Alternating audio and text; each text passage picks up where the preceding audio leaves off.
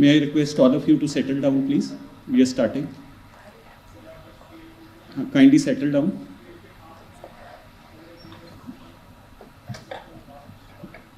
All right. So good evening, everyone.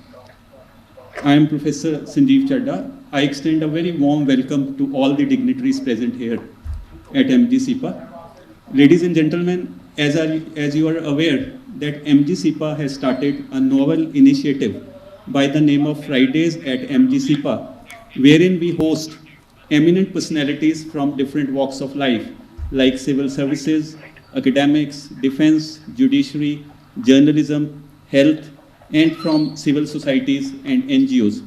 These eminent personalities are generally the movers and shakers in their respective fields, and they share with you their knowledge and experience that they have gained over all these years. As you are well aware that we started this program on 6th October 2023, wherein Mr. R.N. Prashar, IS retired Haryana cadre, he spoke to you about the power of mistakes. The session was very well taken and very well attended, and based upon the inputs and the confidence that we received from our session, now this is a series that will take on, and every alternate Friday we intend to host such programs and bring to you various dignitaries from all the fields. Friends, for today's session, we have invited Lieutenant General Dipender Singh Hooda ji, and sir will speak to you on the topic, the power of strategic thinking. And may I now request Shri Amit Dhaka, Director MGSIPA, to come up on the dais and introduce our worthy guest to the audience.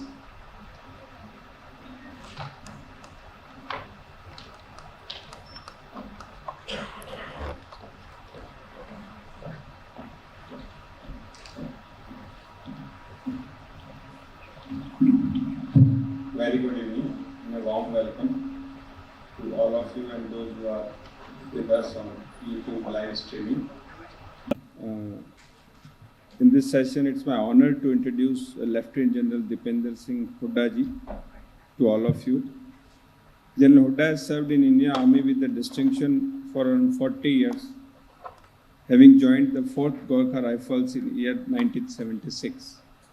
Sir retired in 2016 after an illustrious career spanning 4 decades. He attended the prestigious Command and Staff College in Canada and was selected for newly raised UN mission to Ethiopia and Eritrea, where he performed exceptionally well.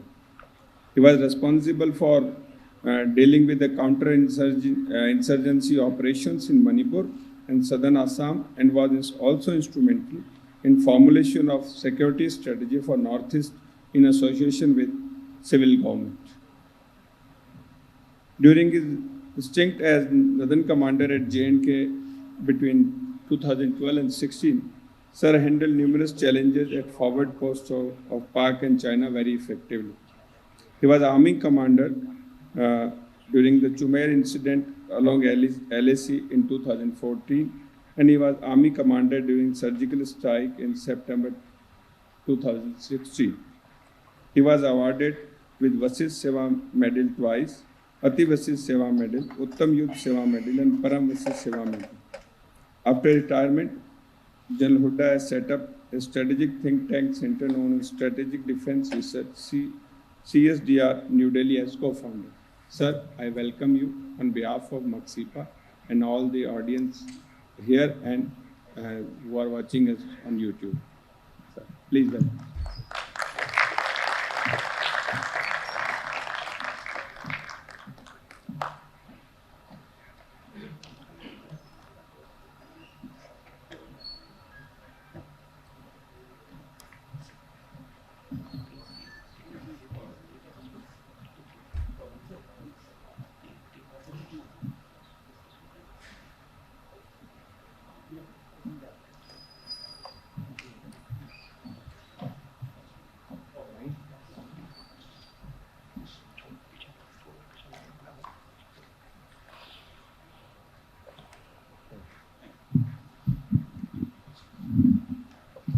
Director General, distinguished audience, gives me great pleasure to be here amongst all of you. And honestly a privilege to be invited here when we have such distinguished sort of audience sitting here. I'm going to talk to you today about strategic thinking. As we look at the way the world is evolving so quickly, I think it's important that we focus on strategic thinking. It's an absolutely essential element as we look at life today. And for those of you who are in service and are serving in whatever capacity you are, I think it's important not only to look at this as something that is good to have, but as something that is absolutely essential. So let me start by saying, how do we define strategic thinking? Next slide, please.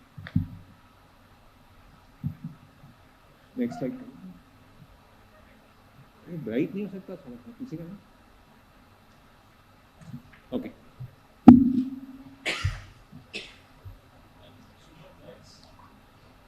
If you can switch off the lights, then I think a little brighter. ये ठीक है, ये है ना?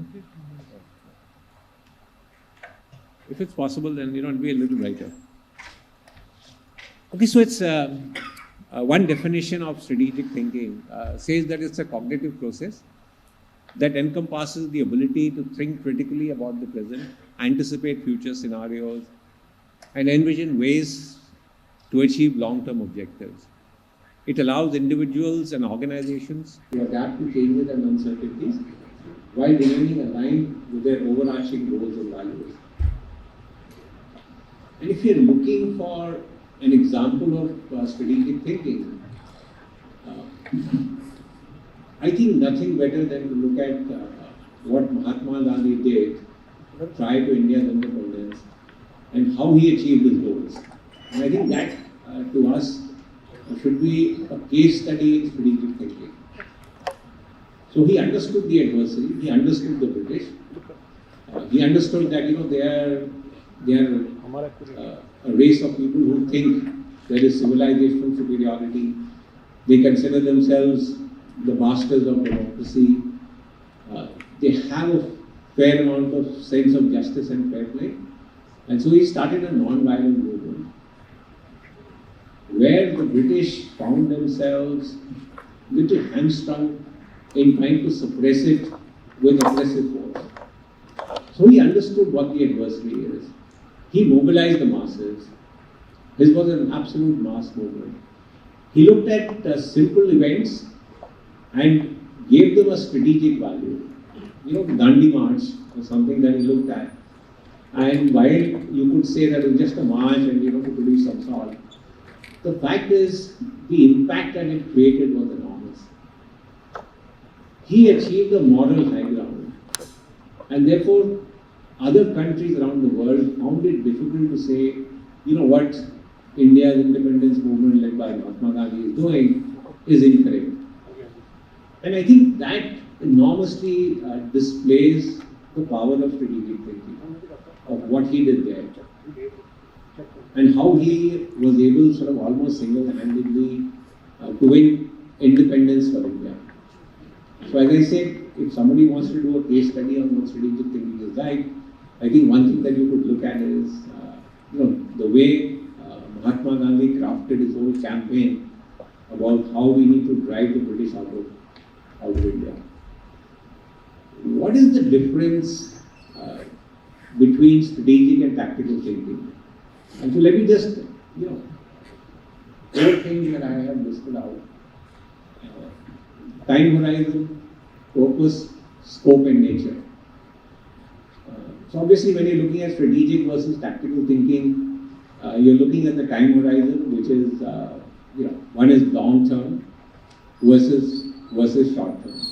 That you have a long term vision, a long term purpose, and the other you have a short term vision. What is the purpose? The purpose of strategic thinking is to achieve long term organizational goals. Where are we going with our long term goals? How are we achieving organizational aims?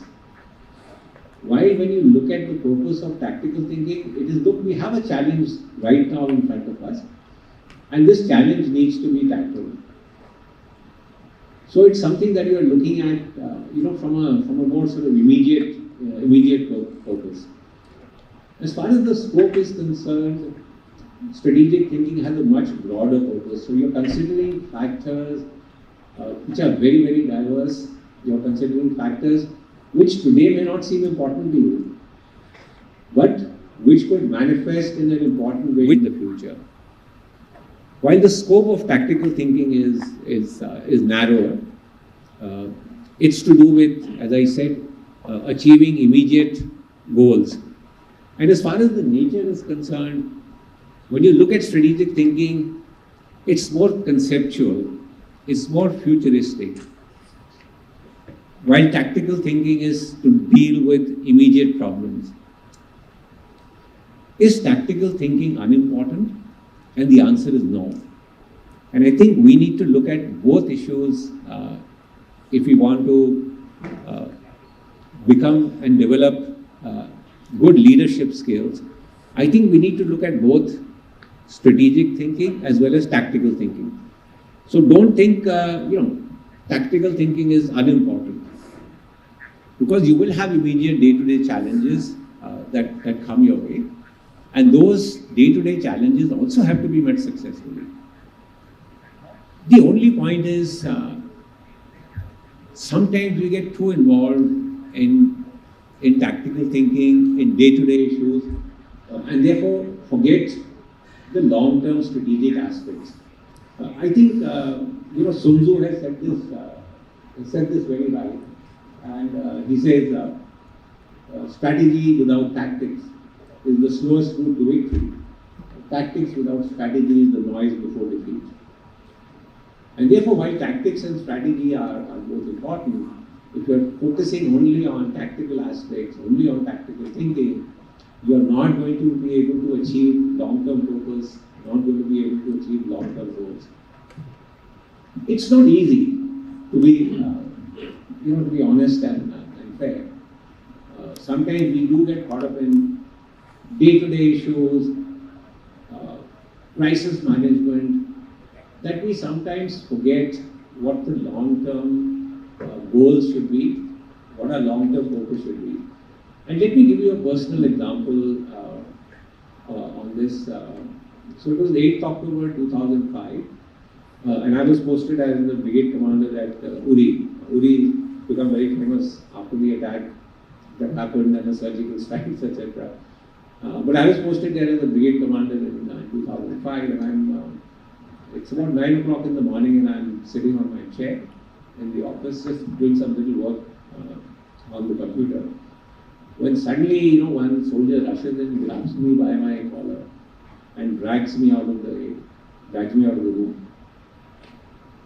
And I'm wondering, and I'm saying, this guy is today going to the stockade, or he's going to the border guard. I mean, he's manhandling the brigade commander. But when he pulled me out and dragged me onto the lawn, it was literally as if the world is crashing down around you. So 8th October 2005 was one of the biggest earthquakes that hit Jammu and Kashmir in recent history. And within minutes, everything is crashed. Everything that you sort of thought was normal, and these are just some photographs that I want to show you. So we had something like, we had something like 160 buildings in the Uri garrison. Out of those 160, 155 were completely, in this state.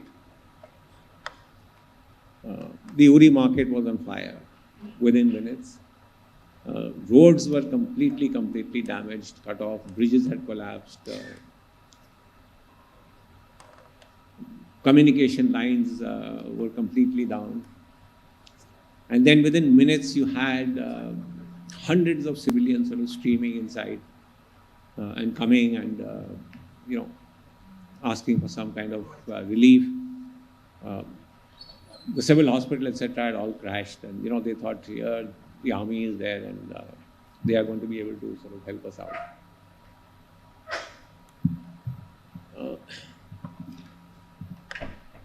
Now, we immediately got involved in the rescue effort, relief effort.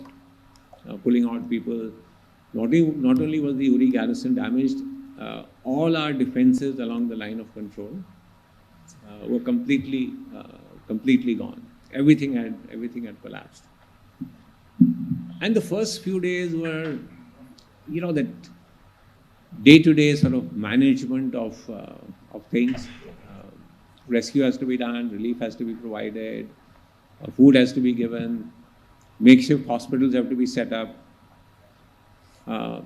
There's a stream of senior political leaders, who descend on events like this, and half your time actually goes in managing them.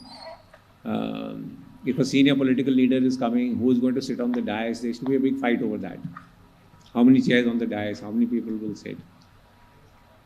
And sometimes as a leader, you get the feeling that, look, I must be seen everywhere. I must get my hands dirty in everything. What sort of a leader I am if, I am not visible at every crisis spot, wherever it is happening. And that's how, I got sort of caught up for the first 5 or 6 days. Completely caught up in just day-to-day events, what is happening, what is coming tomorrow, what is going to come day after, how many people have been evacuated, how many casualties have been sent back to the hospital, etc. And one night I was coming back after a sort of a discussion and a briefing, and I felt a snowflake on my hand. And it was very little snow. By the morning it had all melted. But it suddenly hit me, look, we are focusing so much on what is happening every day. You are forgetting that the snow is going to come in maximum 40-45 days. And if you do not start rebuilding now, you are going to have more casualties than you had in the earthquake, because all our defenses were trashed. People were completely out in the open at heights of 14, 15, 16,000 feet.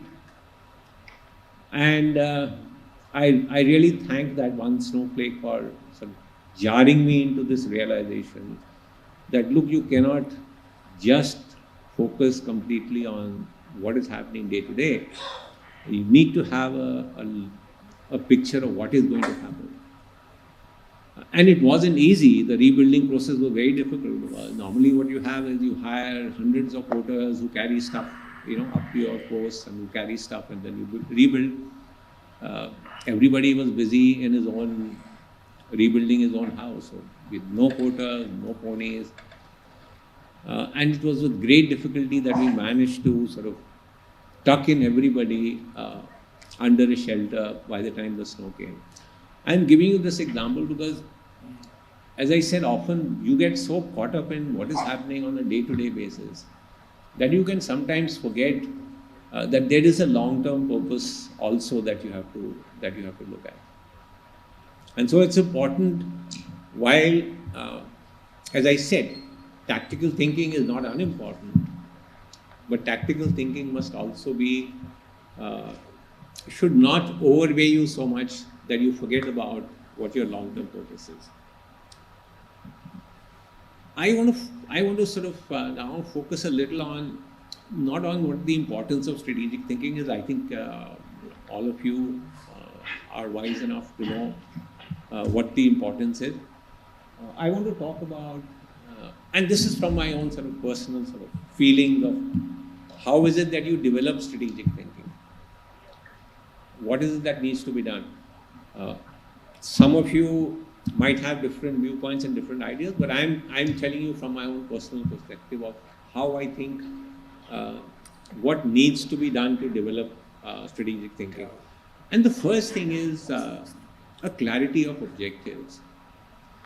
When we were planning the surgical strikes after 18 September was when Uri garrison got attacked, and we lost 20 soldiers in that terrorist attack. It was the single biggest loss of soldiers in 20 years in one incident. That many soldiers had never been lost in a single incident in the last 20 years. And after that, we started planning for, there must be a response to this. And people often ask me, so what was the first thing that came into your mind when you were looking at at planning a response to the attack on Uri garrison? And I say the first thing was we needed to be clear about what our objectives were. Why were we doing what we were doing? And unless those objectives are clear, I mean, how do you get a pathway? So, was the objective, let's take some revenge? Something has happened and we need to do something back? Was the objective, let us kill as many terrorists as possible? Because these terrorists have come and done something? Or was the objective something different, more sort of long term? And the objective that we set for ourselves was, look, we need to send, in our response, we need to send a strong message to the Pakistan army. It does not matter how many terrorists you kill. What is needed is that the Pakistan army must get a strong message that if you continue to support terrorists, if you continue to send them into our area, we will come across the border and we will hit you in your territory, which you are responsible for defending. And once that objective was clear in our mind, then we knew what is the pathway that we need to adopt. Which is the reason why in our response, we decided to cross the line of control at multiple points. We actually crossed it at 5 places. Don't go too much by the movie. So we actually crossed it at five points, hit 5 targets on the same night and returned. And the reason why we decided to have a slightly larger and complex operation was this, that if we do a chota mota response, then the message is not going out to Pakistan. My point is, the first thing is there clarity of objectives in what you want to achieve? And once those objectives are clear, then in some ways the pathways will suggest themselves. That to meet these objectives, this is what we need to do.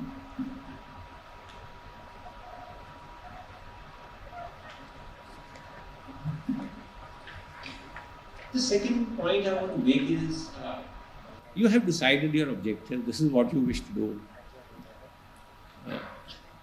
What are the metrics that you employ for gauging success? That, look, I want to succeed, this is my objective. What are the performance indicators? What are the metrics that you will select? And you might say, look, this is simple. Particularly if you're looking at military successes, gain victory over the enemy, finished. I mean, what is so difficult about understanding that? But let me tell you, deciding on metrics, what factors will you consider for success is one of the most challenging things that you can do. We often ask ourselves, what is the purpose of conflict? If you are engaging in conflict, what is the purpose? Is it in winning the war, or is it in winning the peace? And these are 2 completely different aspects. And the pathways to achieving these are completely different. So you had the Americans after 9/11 went into Afghanistan. They went in sometime in the end of September. By mid-November, the fighting war was essentially over. Kabul had been captured. Their own government had got installed. The Taliban had been routed. And President Bush declared victory. More than 20 years later, one of the most humiliating withdrawals of the Americans took place from Afghanistan. So while they had won the war, they could still not win the peace in Afghanistan. And so I'm saying, what measures you adopt, what metrics you adopt to say, these 5 or 6 things are going to define victory for us, is extremely, extremely important if you want to have a long-term sort of vision and you want to have a long-term focus and purpose. Perhaps the same thing in Jammu and Kashmir, and I have written about this a number of times. Too much focus on number of terrorists killed, violent incidents. Yes, terrorists have to be killed. Yes, violence has to be controlled. But are these the only metrics for us to say that we are winning in Jammu and Kashmir? Or do we have to look at some other aspects? Countering radicalization, meeting individual aspirations. Is this something that will lead us to a more long-term success? And so, after you have decided that this is my goal, also look at what factors will go into making it a success. So let me give you another example of the Americans in Vietnam. So General Westmoreland was the chief of the U.S. military in charge for operations in Vietnam, and this is what he said in 1967. He said, "I'm absolutely certain that whereas in 1965 the enemy was winning, today he is certainly losing, and that the end has now come into view." This is a very iconic photograph of 1975. Could you have the next slide, please? Yeah. This is Saigon in 1975 when this is the US Embassy building. And they were completely surrounded by the Viet Cong. This is how they had to evacuate the people from the roof of the embassy building. So while sometimes you can say that we are winning, and again it was huge focus on body counts. They didn't look at other aspects. So be careful when you select factors, when you say these are the factors that are contributing towards success. As I said, it seems quite simple, but it is not. Then anticipate, prepare, and train. Strategic thinkers are always looking ahead, anticipating things that could come, that could emerge, preparing for it. As individuals, you need to prepare yourself, you need to train yourself for contingencies that may come up in the future. A lot of people ask, the Uri attack happened on 18 September, on 28 September, within 10 days, you had managed to go in and conduct a very complex operation, and how is it that you were able to do it in 10 days? And we were able to do it because for almost 1 year, we had been training for such a contingency. We didn't know at that stage, we started training sometime in the winters of the previous year. We didn't know whether such a contingency will arise, but we said it could, and if it comes our way, we need to prepare, we need to anticipate, we need to train. We had started gathering information about cross-border camps, how many terrorists are there, how many camps are there, etc. So it's important that strategic thinkers look ahead, look at the future, anticipate what could happen, and prepare for it. I have a very favorite quote by Churchill.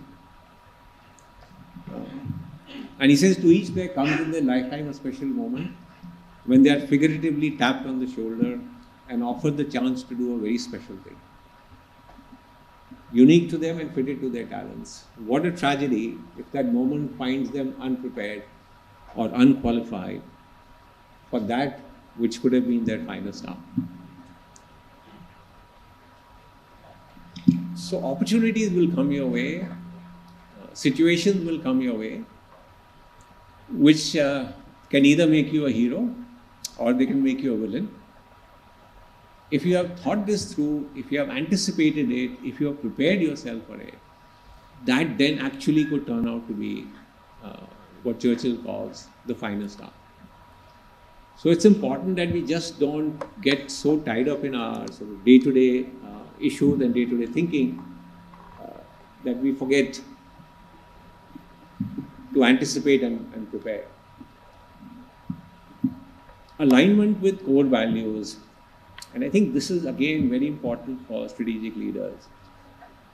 We always say that the military is a very resilient organization. The military is an organization which constantly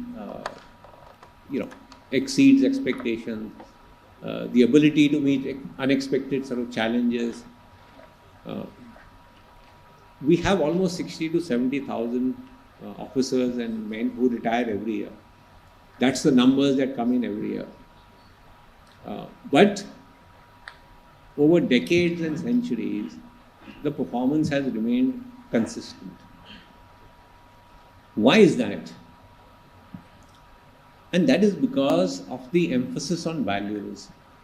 So when we talk about military values like loyalty, courage, comradeship, honor, these are not some things that are just nice to have, or these are morally desirable values. These are values that are indispensable to military functioning. Without these values, the military will cease to function. If there is no loyalty, if there is no instant obedience, if there is no honor, there is no comradeship, I'm afraid the military will collapse. And therefore, wherever you are, whichever organization you are, I think that's how you need to look at, let me call it the value of values. What importance are you giving to the values? Are they just something nice to have, hang it in your, you to turn your calendar, hang it on your office?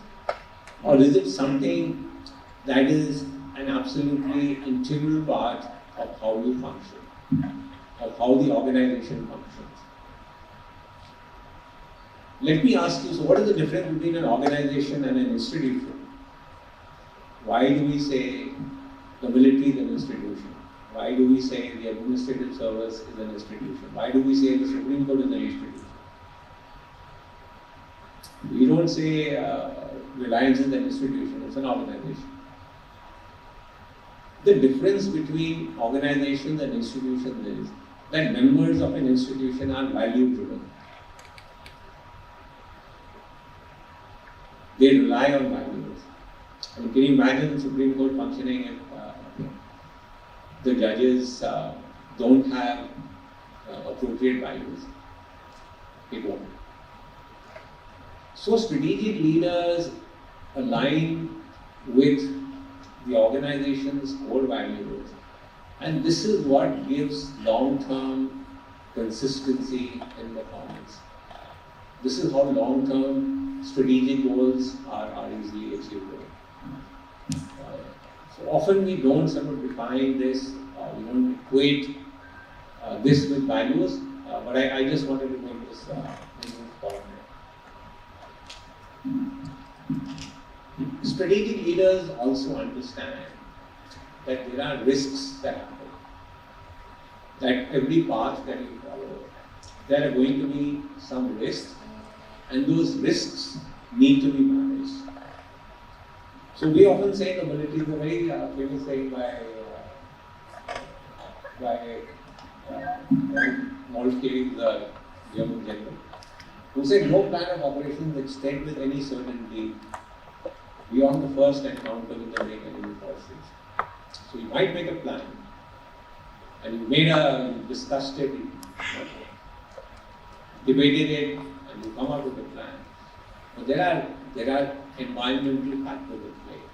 In the army, there is an enemy at play. So if you think your plan is going to go exactly as you thought it was going to go, so you need to understand what the risks are. You need to understand what could go wrong. And strategic leaders think of those risks and think how we can minimize whatever risks come your way. And obviously, minimizing these risks is to understand completely the sort of environment, the challenges that you will face, and being adaptable and being flexible when things come your way. Your objectives don't change. When we are attacking up a hill and our objective is capture Tiger Hill, and the attack goes along the southern route, and the attack fails, then we say, okay, let's now try along the northern route. But the objective doesn't change. So your approach to dealing with things, when you face a risk, your approach may change, and you should be flexible enough to change that approach. But that doesn't mean your objectives are going to change. So just keep that in mind, that the objectives always have to be sort of constant. And then strategic thinking leaders look at how they are going to allocate resources. It often happens that you have a task at hand and you give too much priority and importance to that and allocate all your resources to that without keeping aside something that you need to do to achieve your long-term goals, your long-term organizational vision that needs to be done. I also want to say that, sometimes there is a feeling that given enough resources, every plan will succeed. That plans are failing because of lack of resources. Plans normally do not fail because of lack of resources. Plans fail because your strategy to allocate those resources is poor. So it's not merely just have money, or have resources, allocate them, pump in whatever you can, and automatically your plan is going to succeed. If your strategy to utilize those resources is poor, then it is likely to fail. And again, I come back to the example of the Americans in Afghanistan. I mean, was there any dearth of resources? The richest nation in the world, the most powerful army, everything at their disposal. But they lost. And the Americans had constituted a body called the Special Inspector General for Afghanistan Reconstruction, who wrote a series of reports on how the Americans had gone about it. And I just want to show you one extract of the report from 2021. And it says, US officials could no longer claim the war was failing for lack of investment. Instead, they were forced to reckon with the mission's severe structural flaws. The ways were so problematic that ramping up the means proved almost inconsequential or even counterproductive to the overall strategy. So the way the Americans were going about it was problematic. Not that the resources were lacking. And so as I said, strategic leaders allocate resources properly, and they allocate it based on a strategy that they have formulated. And finally, use of technology, and I think there would be no sort of counters to this. Enormous amounts of technology is today available. Among the government officials, huge amounts of data that is available. You're now talking about artificial intelligence literally coming into everybody's home. And you can use this data and you can use this technology to anticipate efficient resource allocation, look at different contingencies that could come up, carry out risk analysis and risk assessment. So it's important that technology be made use of when we are looking at long-term sort of strategy. I will now take a little time, the last part of my talk, is on what are the barriers to strategic thinking. Because I think it's important for us to understand that if there are these barriers, then these barriers somehow need to be overcome. And the first thing I want to say is, the first barrier is our cognitive biases. Right, all of us have some amount of bias. It could be, different examples, could be what we call a confirmation bias, which is that you tend to pick up information and use only that information that somehow fits in with your own thinking and ideology. that I will give importance to only that. So that's what's called the confirmation bias, that it confirms what I think, and therefore let me only utilize that information, not the other. There is something called an anchoring bias. The anchoring bias is you look at the first piece of information and then anchor all your actions based on that first piece of information. Give that too much sort of importance. You could have a self-confidence bias that what I am saying is right, I'm very confident of myself, or whatever I think is correct is actually correct. So these sort of biases sometimes creep in, and what it does is it impacts your long-term strategic thinking. What can we do? And I think first is, I think we have to understand, try and sort of introspect and look at yourself and see, am I biased in some way? And is this bias sort of impacting, good decision making by me? Other things that can be sort of adopted is, have a larger group of experts who are sort of advising you. Listen to more people, be more open to other people's opinions and views, which sometimes run counter to what you are thinking. Have a more structured decision-making process where you are involving more people into this. These are some things that can be done to sort of avoid the bias. There is also obviously the pressure to produce short-term results, particularly those who are working in governments do face this, or even outside, in civil corporation, that short-term results must be produced. And this short-term results often sort of leads you to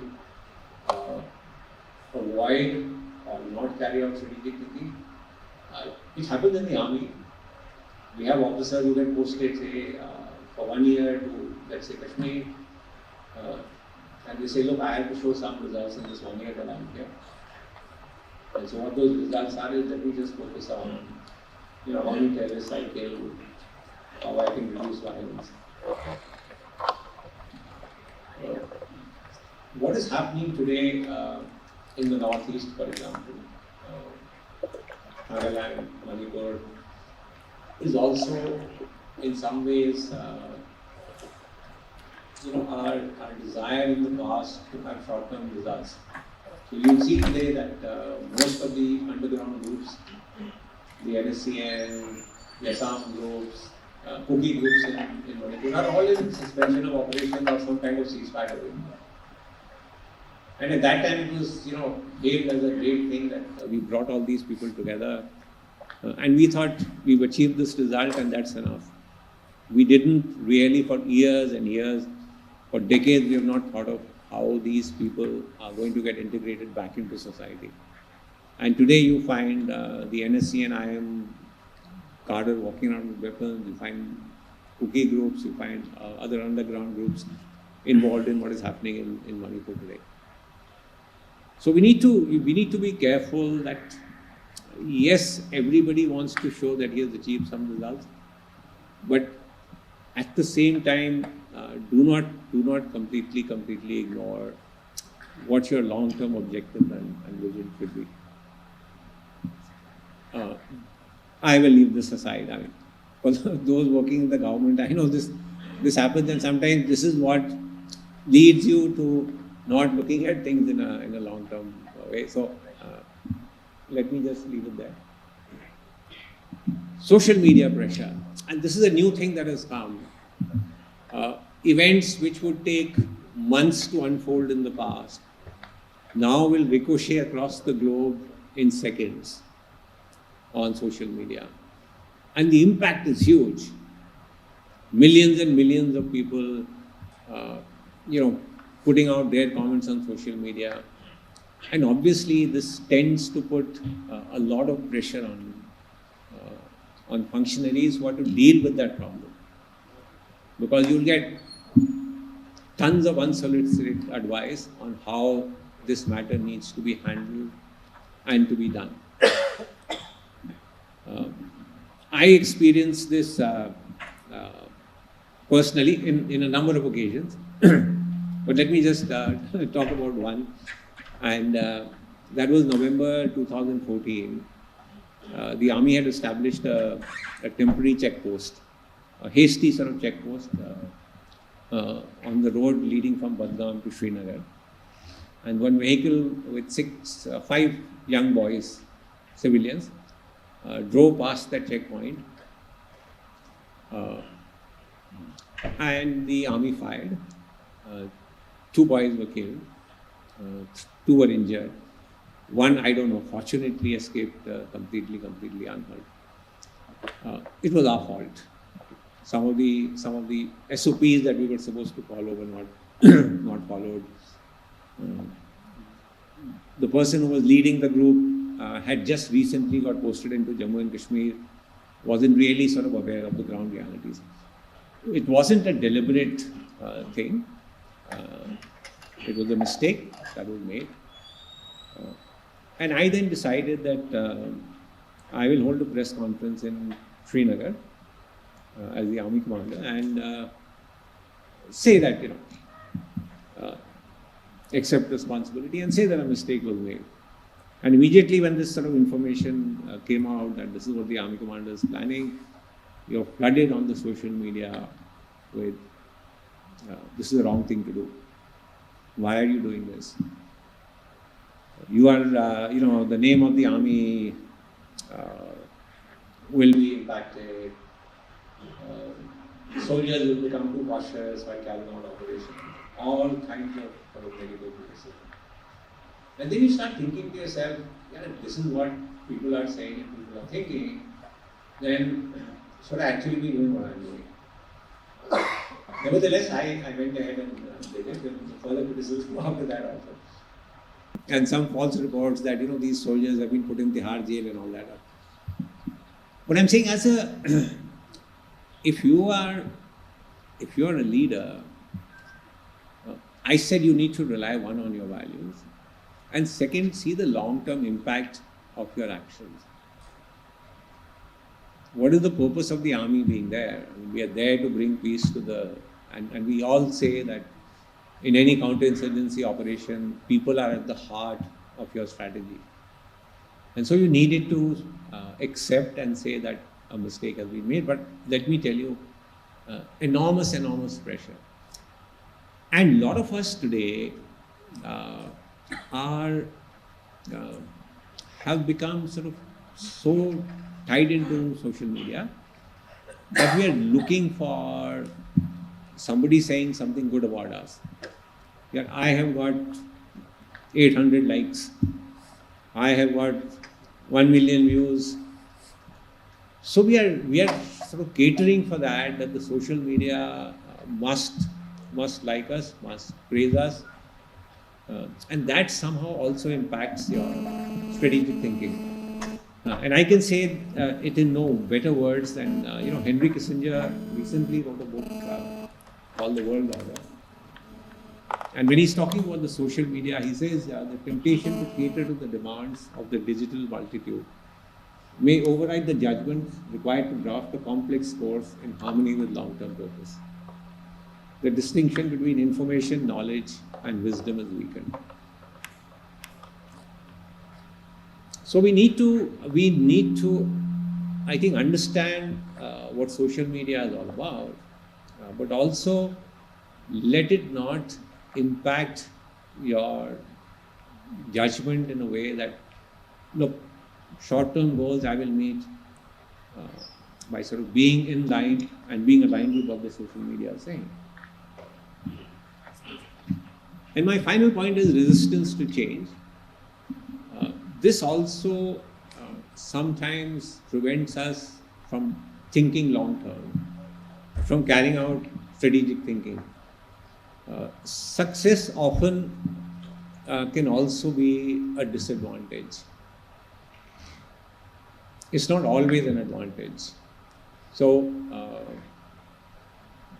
after World War I, the French said that defense is the stronger form of war fighting, because the trench lines that had come up, the strong defenses that had come up, was ultimately what made them win the war. And so they created what is called the Maginot Line along the border of France and Germany. Massive fortifications, extremely good defenses. And they thought, this is it. We won the last war like this, and we will win the next war also like this. The Germans thought differently. So the Germans took tanks and aircraft, created a very, very offensive kind of force. When World War II started, the French had more tanks than the Germans had. But the Germans employed them sort of differently. But the French were sort of unwilling to change their tactics and their strategy. And so it took just 45 days for France to completely fall, while they had withstood almost 4 years of fighting in World War I. So there is sometimes this resistance to change among us that, what we have been doing in the past is succeeding as it is. We have been successful in what we've done. And so my last slide is, again, one of my favorite quotes by a Greek philosopher called Heraclitus, who lived in 500 BC, so almost 3,000 years ago, and this is what he said. Okay.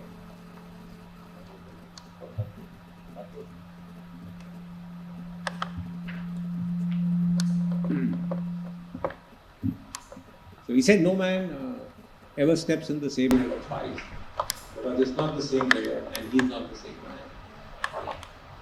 Look, everything around you is changing on a day-to-day basis. Particularly now with technology impacting our lives in such a different way. So the environment is changing.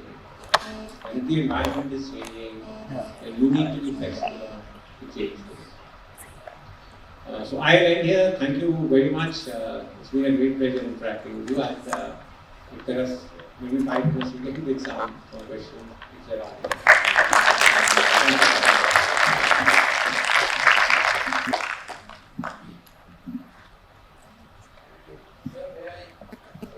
Yes, sir.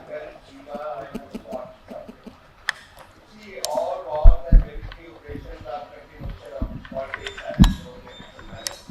So the army or the armed forces are as good as the politician. As the politician. Okay. Okay. Now, what I want to say is that how do you shield our forces from the ideology of the politician of today? It is a very difficult and sensitive thing I spoke, but I question you kindly. Look, sir, you know the military as well as I do, and we've always said that any politicization of the armed forces, ultimately, how does it impact? It impacts your professionalism. And therefore, if the army gets too sort of involved in politics, then ultimately its professionalism and the way it does business is going to get sort of impacted. Which is why we have sort of kept ourselves out of politics. When I'm saying out of politics, it is that, look, irrespective of your personal ideology, this should not impact how you do business. Governments are going to change. Today there is one government, tomorrow there is going to be another government. And so obviously you cannot be seen as being aligned to one government. I think at the end of it, sir, it is your ethics and your values and the military ethos that is there, which I think is sort of the best way that you can avoid getting influenced by a politician. It is also our duty to give the best professional advice. Look, ultimately, they say the relationship between the political leadership and the military is called an unequal dialogue. And why it's called an unequal dialogue is that, look, at the end of the day, you can give your professional advice, You can continue to do that, but the decision is that of the government. Which is why the dialogue between the political and military leadership is called unequal dialogue.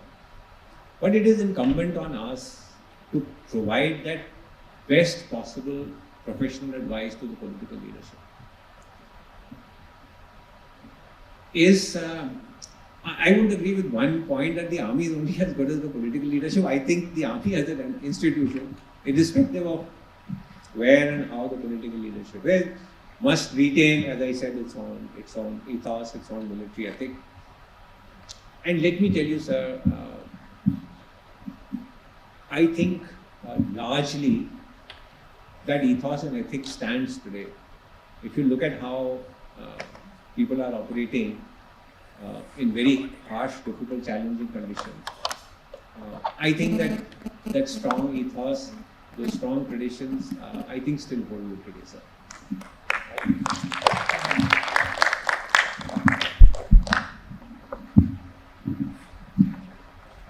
Yes. Sir, thank you for your talk. Sir, given that Israel is in a spot today, it has a lot to prove to itself and to the world, what sort of strategy would it be evolving for itself now? You're talking about Israel? Yes, sir. Looks okay. Very briefly on Israel, I think every country has the right to respond to the kind of terror attacks that has happened when they've lost more than 1,200 civilians. Casualties, some 200 have been captured and taken, one are being held hostage. And as a nation, I think everyone has a right to respond, and which Israel is responding. I think the only thing is, and it's not me saying it, so starting from, I think our Prime Minister to the US President to all world leaders have been saying it, while carrying out this operation, do not forget the humanitarian aspect, which is make sure civilian losses are minimized. Look, civilians are going to die. They die in every war. In fact, if you look at the data from all wars, more civilians have died in wars than soldiers. I mean, that's an unfortunate sort of reality. So this is the challenge before Israel. So right now, at least in large parts of the Western world, even in India, there is support for Israeli action. But if too many civilians deaths take place, slowly, this support might wane. So I think this one is the biggest challenge of how to persecute military operations while not sparking off a completely humanitarian crisis. What I would say is the big challenge for India. This is a very confined area when military war is going on. That also makes it difficult because you can't evacuate from. Yeah, so exactly. So, I mean, so it's a big challenge, as I said. Gaza Strip is so small. I mean, how do you minimize civilian casualties? No country today is willing to take refugees from Gaza. Egypt has closed off its border. They don't want to take any refugees. Lebanon doesn't want to take any more refugees. None of the countries want to take any more refugees. So, it's a problem. Very rightly said, strategic thinking, you must have a clear objective. As far as Israel-Hamas war is concerned, the strategic thinking, the objective is very clear, the Hamas must be finished, annihilation completely. But in strategic thinking, the bigger barrier has been the intelligence failure. How do you coincide with both these things together? So, it has happened, and I think everybody has admitted that it's a huge intelligence failure that has taken place on the Israeli side. How can you reconcile it? I don't know. So, I mean, it's I think for Israel itself to look at it, think about it. Sometimes it's hubris, the overconfidence that we are technologically so good. Our fence is so good. I mean, they used to boast about their fence and how, it would prevent anybody from coming inside. So I think sometimes that overconfidence also I spoke about the overconfidence bias, that leads you into some mistakes also. Yes, sir. So, thank you for your talk. It was really enriching for us. The first question is the one where you raised aspects of institutions being driven by values. And this is not to kind of shortchange the army or the Honorable Supreme Court. But over the years, what we've seen is that the army is slowly and gradually being marginalized or discounted. I say this somewhere where, let's say some of the perquisites or benefits which were extended previously to the army have been done away with. We've also now seen the Agniveer scheme, which was, essentially a failed model in most countries, and now it's kind of taken shape. So, is the army still holding true to those values? I don't mean that to, essentially park a question at the army, but more the strategic point of it. Look, there are challenges. I think every organization faces challenges, and so does the army face challenges, as you're saying. Sometimes some of the policies are seen as not being good for soldiers, etc. But as I said, let me tell you my own experience on ground is that yes, we need to look at these aspects. We need to take it up strongly with the government. Whether the government agrees or not is I don't know. There are differing views even within the military on whether the Agniveer scheme is good or it's not good. So these viewpoints will occur. But the training system in the military, the value system, how people come together in units, that bonding, that comradeship, I think that to a very large extent still exists where it is absolutely essential, which is in the fighting units. So in the fighting units, you will still find this great bond harmony, this great comradeship, this loyalty, this trust. This still exists, and that, in fact, is what is going to keep the army. Sometimes we get too taken up by some statements of some senior military officers or some veterans in the media. But let me tell you, at its core, where it is required, the army still remains absolutely outstanding, resilient, strong organization. Thank you.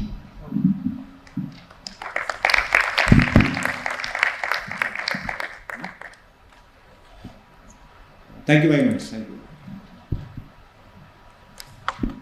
Thank you very much, sir, for your enlightening session. Very, very interesting, with a lot of inputs from the Indian defense sector as well as from America and other sectors. Now I request our Honorable DG sir to come to the dais and present a memento to Lieutenant General Dipender Singh Hooda as a symbol of our gratitude and remembrance.